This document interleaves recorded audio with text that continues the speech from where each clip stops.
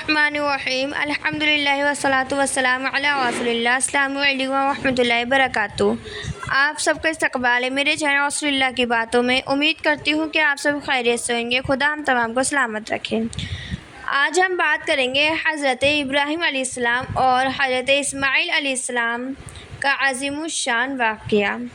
قرآن کریم میں سورہ صافات میں ہے کہ رَبَّ هَبْ لِي مِنَ الصَّالِحِينَ فَبَشَّرْنَاهُ بِغُلَامٍ حَلِيمٍ فَلَمَّا بَلَغَ مَعَهُ السَّعْيَ قَالَ يَا بُنَيَّ إِنِّي أَرَىٰ فِي الْمَنَامِ أَنِّي أَذْبَحُكَ فَانظُرْ مَاذَا تَرَىٰ قَالَ يَا أَبَتِ افْعَلْ مَا تُؤْمَرُ سَتَجِدُنِي إِن شَاءَ اللَّهُ مِنَ الصَّابِرِينَ فَلَمَّا أَسْلَمَا وَتَلَّهُ لِلْجَبِينِ وَنَادَيْنَاهُ أَن يَا إِبْرَاهِيمُ قَدْ صَدَّقْتَ الرُّؤْيَا إِنَّا كَذَٰلِكَ نَجْزِي الْمُحْسِنِينَ إِنَّ هَٰذَا لَهُوَ الْبَلَاءُ الْمُبِينُ فَنَادَيْنَاهُ بِذِبْحٍ عَظِيمٍ وَتَرَكْنَا عَلَيْهِ مِنَ الْآخِرِينَ سَلَامٌ عَلَىٰ إِبْرَاهِيمَ كَذَٰلِكَ نَجْزِي الْمُحْسِنِينَ إِنَّهُ مِنْ عِبَادِنَا الْمُؤْمِنِينَ۔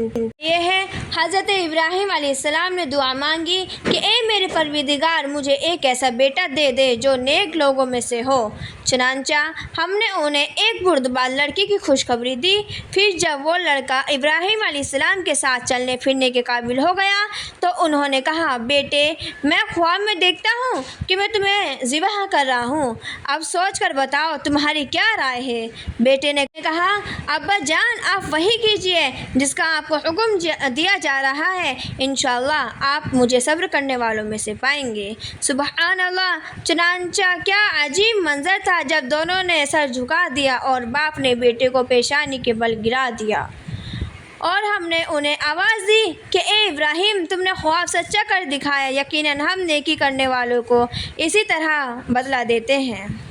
یقیناً یہ ایک کھلا ہوا امتحان تھا اور ہم نے ایک عظیم دمبا کا فدیہ دے کر اس بچے کو بچا لیا۔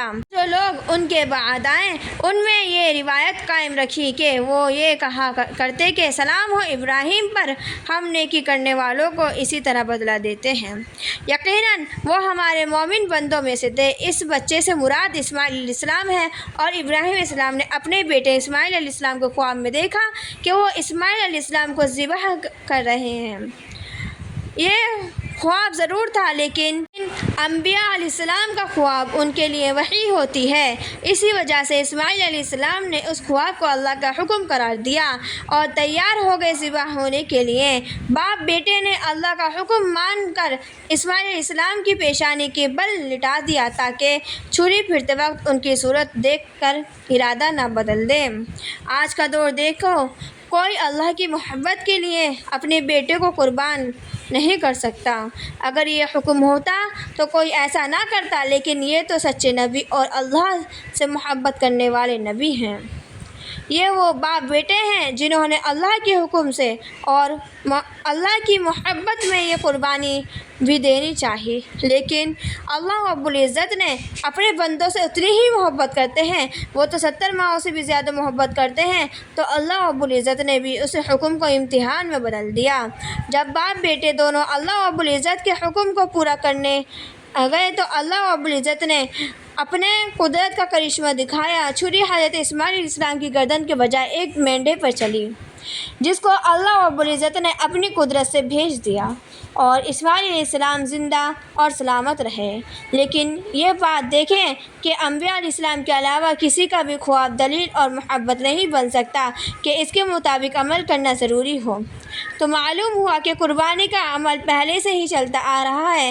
حضرت آدم علیہ السلام کے بیٹوں سے حابیل اور قابیل اور حضرت ابراہیم علیہ السلام کے صاحبزادے حضرت اسماعیل علیہ السلام کے واقعات سے واضح ہو چکا ہے کہ اللہ رب العزت کی بارگاہ میں قربانی پیش کرنا ایک عظیم عبادت ہے جو حضرت آدم علیہ السلام سے لے کر امت محمدیہ تک چلا آ رہا ہے۔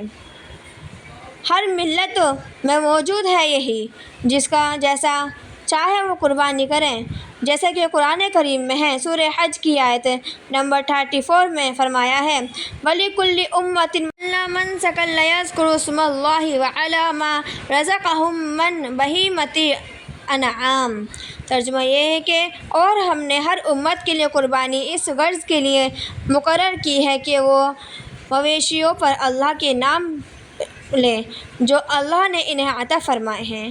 اس سے یہ بات تو معلوم ہو جاتی ہے کہ اللہ رب العزت کی بارگاہ میں قربانی پیش کرنے کا عمل ہر امت کے لیے ہے، البتہ اس کے طریقے اور صورت میں کچھ فرق ہے۔ انہی میں سے قربانی کی ایک عظیم الشان صورت وہ ہے جو اللہ تعالیٰ نے اس امت محمدیہ کو عید الاضحیٰ کی قربانی کی صورت میں عطا کیا ہے، اور اس قربانی سے حضرت ابراہیم علیہ السلام کی قربانی یادگار ہے کہ کس طریقے سے وہ اللہ کے حکم کے لیے تیار ہو گئے تھے اور انہوں نے اللہ کے حکم کو آسانی سے مان لیا تھا۔ ابراہیم علیہ السلام کا واقعہ اور ان کے بیٹے اسماعیل علیہ السلام کا واقعہ دعاؤں میں یاد رکھیے گا۔ السلام علیکم ورحمۃ اللہ وبرکاتہ۔